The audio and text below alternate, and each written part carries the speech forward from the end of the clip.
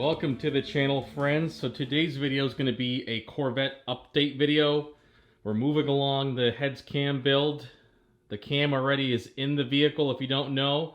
So cam is all set. Next is going to be finishing up the heads. Now I already went ahead and did all the hand blending and the blending of the valve job and the port matching and the gasket matching, all that jazz. Porting and polishing it by hand. After I got it back from Katech, they did the CNC porting as well as a Katech competition valve job. Now I went ahead, if you don't know already and haven't watched any of the previous videos, I went ahead and polished the combustion chamber and the exhaust runner, and the intake got a 120 grit finish with a 400 grit belt finish to finish it off. Now, go ahead and watch those videos. They're very labor intensive. It took me about almost 3 weeks to complete all the manual labor on the heads when it comes to blending and polishing and porting and all that jazz. But now we are finally moving along, getting ready to put the heads on the car. Now, yesterday I went ahead and cleaned up the heads. I put them in the dishwasher with some soap, and I went ahead and cleaned them really nice with some hot water, obviously, and got them nice and clean, got all the grit off of them and all the nasty oils and things like that from me working on them the past few weeks. As you can see, they're nice and clean, and I went ahead and installed the valves already. I have the Manley Inconel valves, and I have the stock titanium polished valves. I went ahead and polished out the whole stem, as well as the head of the valve and everything. So again, a much more polished finish, which should help with just overall performance. So there they are installed. I want to show you guys here what also I am using for springs. These are the BTR 660 lift dual springs. They're the polished springs, so they have an inner spring and an outer spring. And this is the set for LS9. So the LS9 set will come with a titanium retainer and brand new valve locks. So what I'm using here, if you notice, it looks kind of different. I am using ARP rocker studs as well as a PRW billet aluminum stand, pedestal stand for the rockers. Now I'm not using stock rockers. I'm using the CompCam's MaxLift BSR shaft rocker system, which looks like this right here.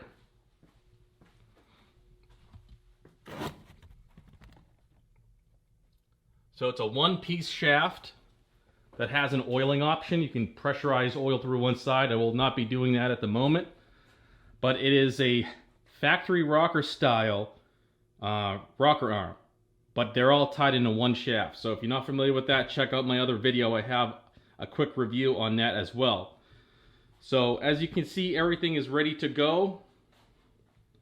I went ahead already and actually Loctited the exhaust studs in place, and I RTV'd the intake studs. The reason being, if you don't know, the intake stud actually protrudes into the runner because of the CNC porting. It actually broke through the runner and produced a hole on the inside here. So in order to prevent any leaks and getting oil drawn into your combustion chamber and intake, you have to go ahead and fully kind of coat the threads in RTV and then install the stud. Now this makes it a lot easier versus having a factory style rocker with a bolt, because I could do this very easily. I could clean my threads, clean the stud with alcohol, clean the threads with alcohol, and chase it if you need to. This was already clean because, like I said, yesterday I went ahead and put it through the dishwasher with some soap and water, and then I came down here and blew it off when they were nice and hot. So it cleaned everything off, dried everything off, and then it's a perfect condition to apply RTV and Loctite. So once again, the intakes have RTV and the exhaust threads. This is a blind hole, threaded hole here for the exhaust. So I just did a Loctite. Those do not break through. It's only the intake. So that's taken care of. They're nice and dry now. I did this about 3 hours ago, so these are ready to go. And then I have the PRW billet stand, which is a little bit nicer than the stock one. The stock one is kind of, you know, it's like a cast aluminum. This one's just a little bit nicer. So I'm going to go with that, and it seems like it fits well with the Comp Cam's BSR Max Lift shaft rocker system. So that's what the heads look like right now. They're almost ready to go on. I have to go through these last steps, which is this video here, which I'm going to be covering testing the heads, each valve for vacuum. So I made my own vacuum plate right here. I hooked it up to my vacuum pump, and here I have my Mighty Vac hand pump, which I'm just using for the gauge because it has a really nice gauge that you can see really well. So the other day I was using just the pump, the hand pump, to pump up a vacuum, which worked really well, but it got really kind of you know, tiring to pump this up and to go through each valve, okay, and check each valve. So I have this vacuum pump that I've used in the past for air conditioning systems and things like that to pull a vacuum on the system.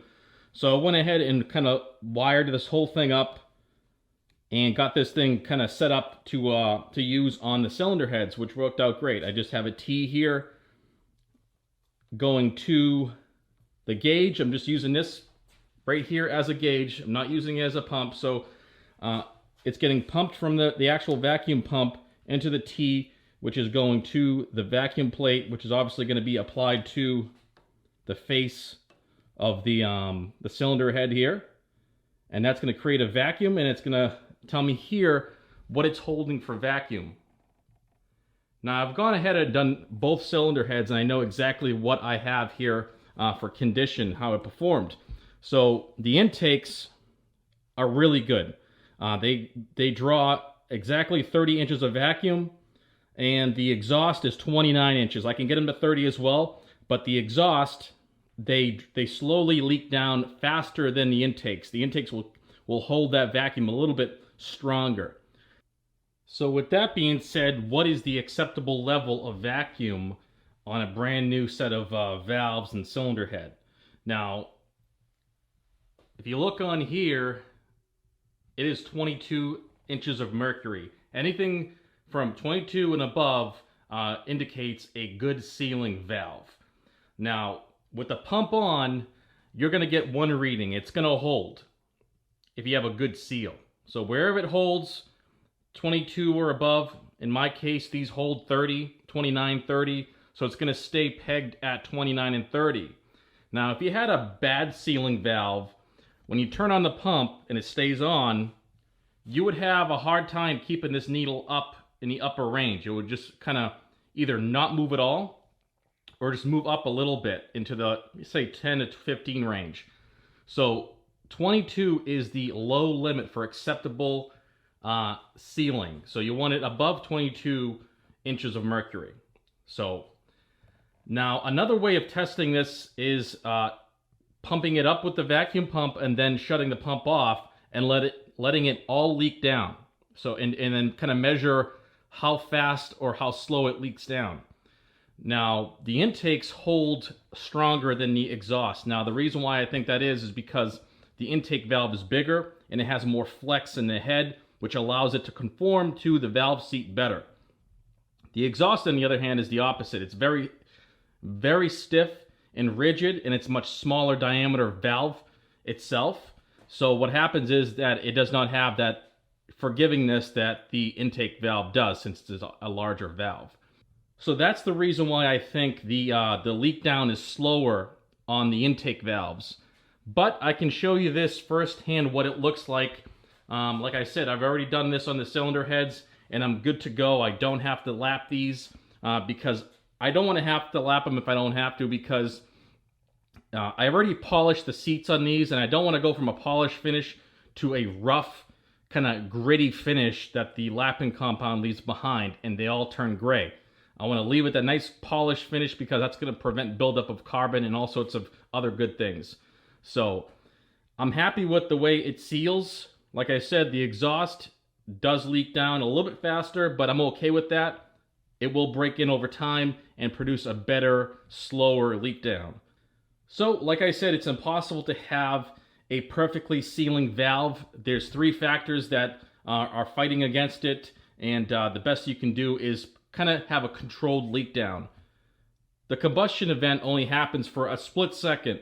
So if you can hold above 22 inches of mercury for at least 5 to 10 seconds, you're good to go. That's all that matters. I mean, if you can hold in the upper range for a few seconds, that's good enough, honestly.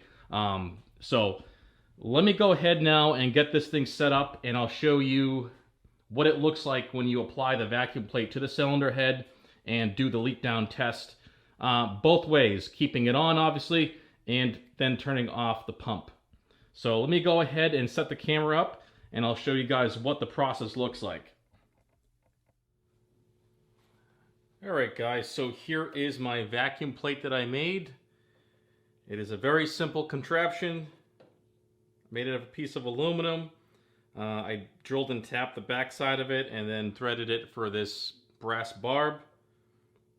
Went ahead and installed a nice supple and soft piece of neoprene rubber to create a gasket seal. And let's do a test first to show you that this thing works. So I'm going to put this cap over it and turn on the pump. We have 30 inches of mercury. The cap is still on the gasket. We're going to turn the pump off. And it's holding 30 inches of mercury still. It's not moving.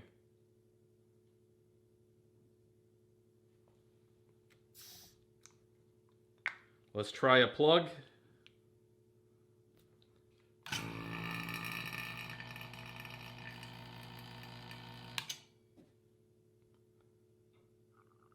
Same thing, 30 inches of mercury, and the needle is not moving, so that means we have a good seal. Alright, so let's start off here. I'm actually going to flip this and start with the intake.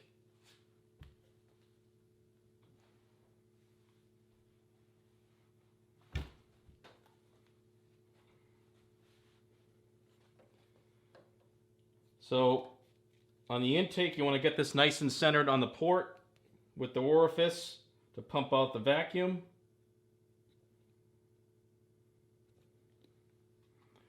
We're going to turn the pump on, and then we're going to read what it says here on the gauge, and then we're going to turn the pump off and see how much of a leak down we have.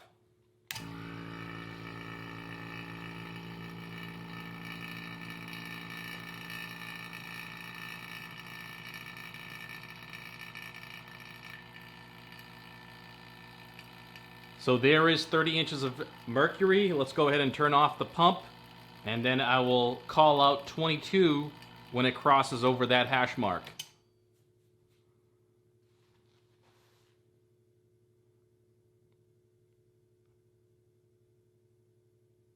It's holding. It's not moving from 30.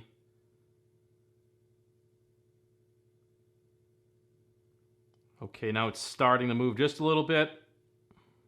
We're going down, and 22 is right there. So if I hold this, let's try that again. I want to see if I hold it, if it's gonna leak down slower.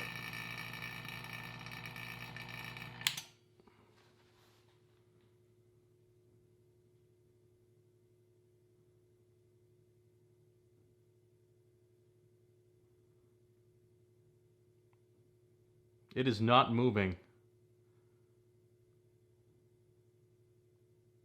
So by me holding it down, it creates a better seal.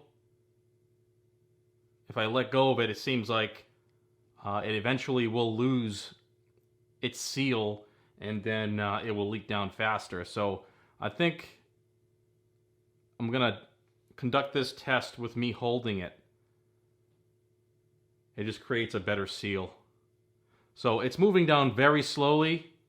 Right now it's at about 28.5.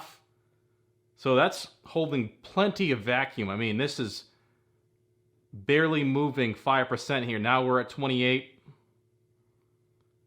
All right, so that's good. I'm going to call that good.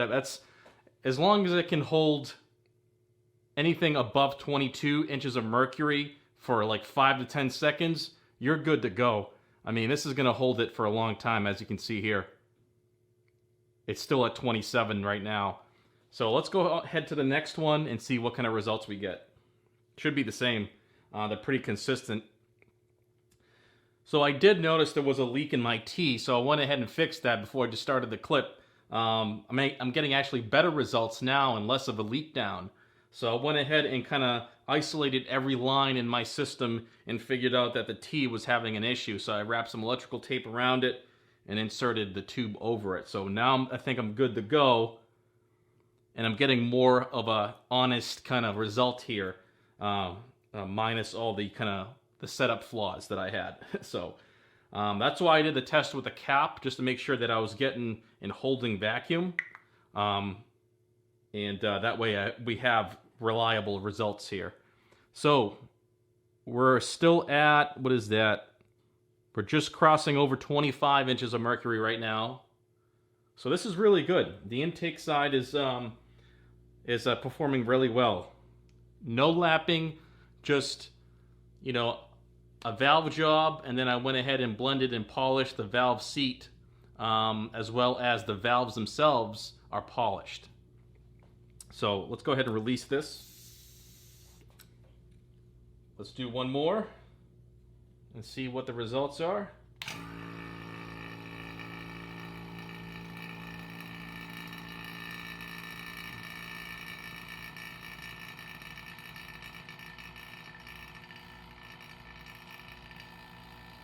So we're pegged out at 30 once again. I'm going to hold this to create a better seal. This is going to replicate your intake manifold gasket or your actual intake sitting on the cylinder head. It is not moving. Oh, moving a little bit now. That's weird.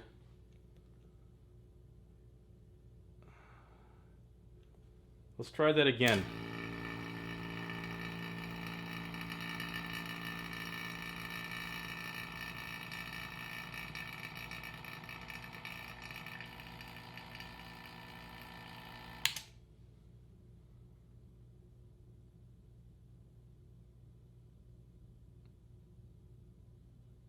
Still holding 30, hasn't moved.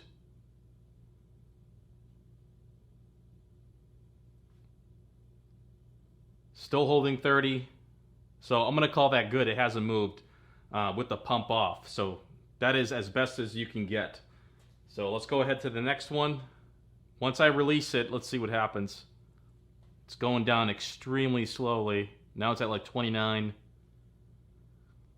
So that's all indicative of the quality of the seal on the vacuum plate, because obviously if I put pressure on it so to get a better seal, it's going to hold more vacuum, which means the valves themselves and everything else, like the valve stem seal, the valve guide itself is a good, nice tight fit, and it's not leaking any air. So now we're at 27. So that's good enough of a test. I guess let's do one more, and then we'll flip it and do the exhaust. We'll shoot over to the last one, just because.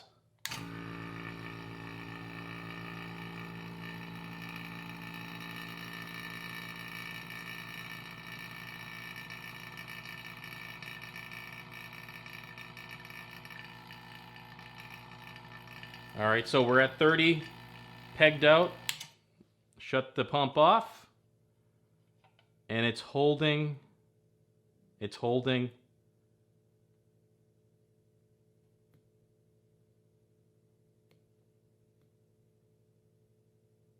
$29.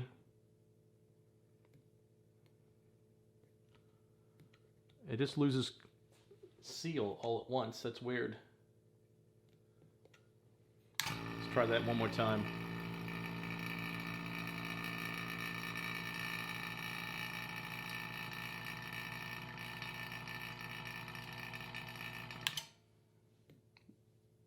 We're at 30. It's holding 30. It's not going anywhere with the pump off, which is excellent.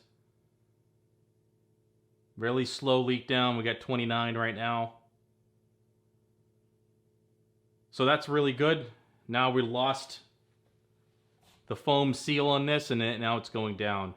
So that's telling me that we have a good seal, good enough for me to call it good.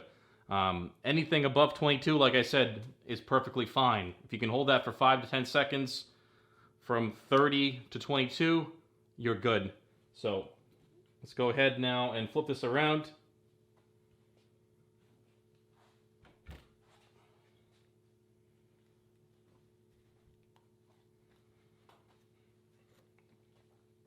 So on the exhaust side, I have to hold it, I found out, at an angle to get a better seal beforehand, before I found out this little leak issue with my T. So I'm going to try it both ways just to show you guys on camera what the results are. So we're going to center it, so the orifice of this, let me just fix this gasket, make sure it's stuck on there. There could be an issue with the adhesive on this, so that could be why it's leaking down once I release my hand pressure. So we're going to center this up, and we're going to give it a try.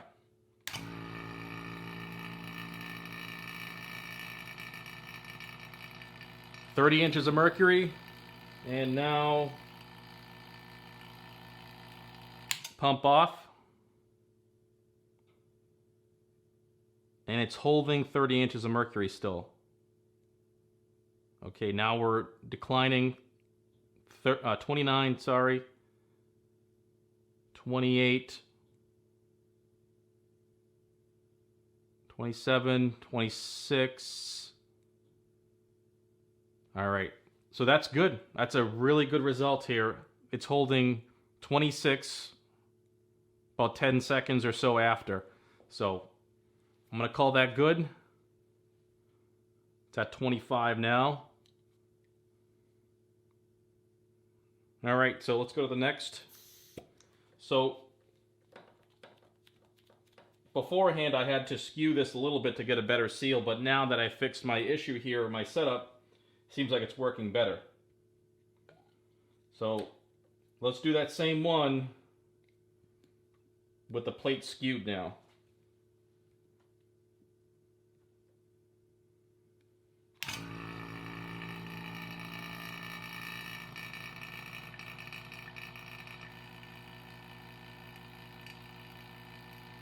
So we're pegged out at 30.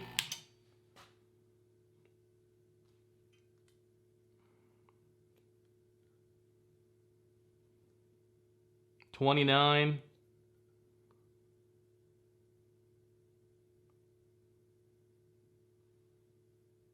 $28. All right, so we're losing seal now, and it's going down just a little bit.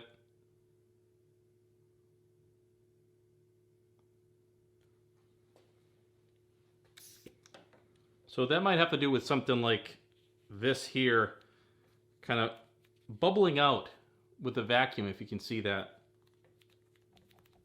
It's pulling the actual gasket off of the aluminum plate. But let's continue the test. This is still great results. This is a great outcome. We're still in the upper 25 to 30 range, well into 10, 15 seconds in after I shut off the pump. All right, so moving along, let's go to the next one. I'm going to keep it angled like this because it helps keep the orifice centered with the port.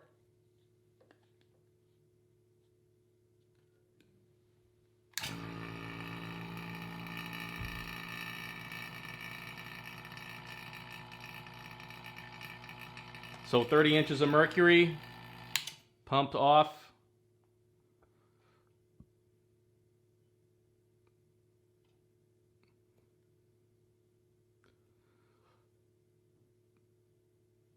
We're at about 26, 25 now.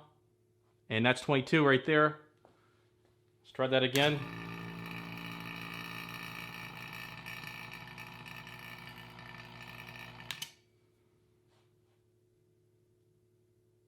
So it actually holds 30 for a few seconds before it starts leaking. 27,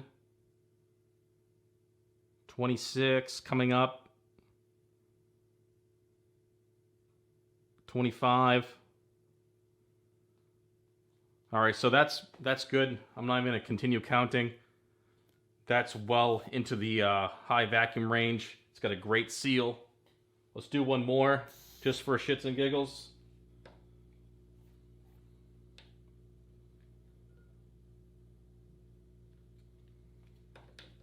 The gasket does like bubble out a little bit because of the vacuum being pulled on it, so I'm just going to go ahead and press it down.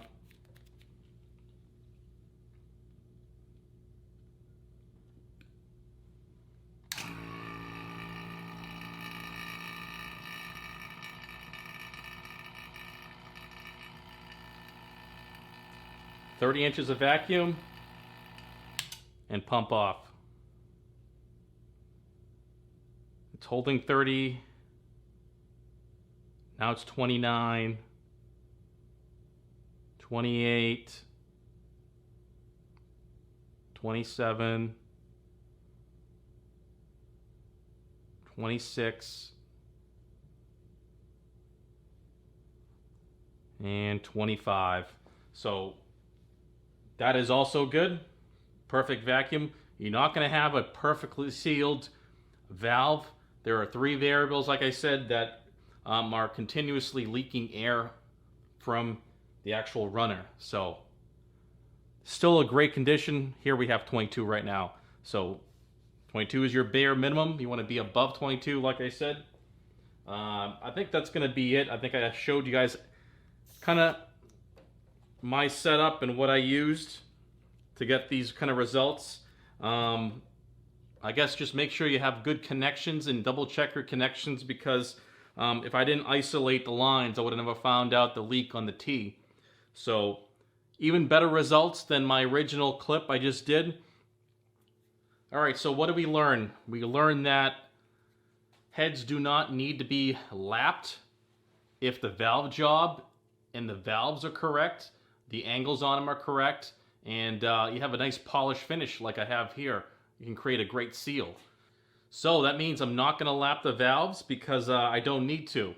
I'd rather have that polished finish on there, which is going to prevent buildup and carbon deposits and all sorts of crap building up on the valve seats, versus a lapped finish, which is going to be gritty and rough and gray looking, and it's going to have micro scratches in it, and it's just going to collect crap and hold stuff. So get a valve job and clean up your valves and polish them, and especially if you have new heads, always check and verify if you have good vacuum, and check for leak down. It doesn't matter who you buy your heads from. I would always recommend doing your own verification and test whether their machine work or their whatever it is, valve job, or if they install guides.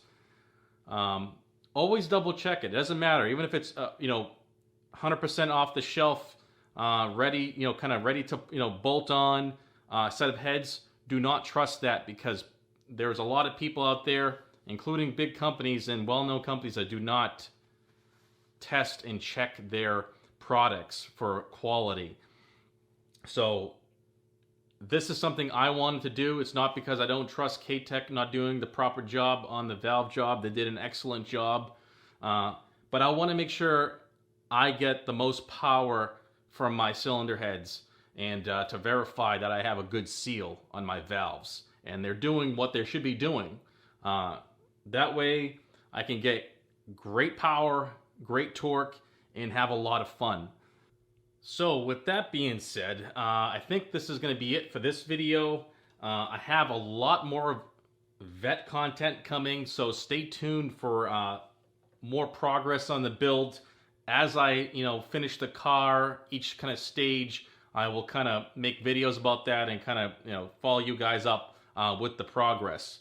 But heads are going to be going on soon. I'll go ahead and dial in and degree in my cam to make sure it's dead on. I have the hex adjust on the actual timing set to do so. If you don't have that, it's not possible. You just line up the dots and then hopefully you're not a few degrees off. So, but I want to dial this cam in, get it dead nuts on, and that's only possible with the comp cam's hex adjust.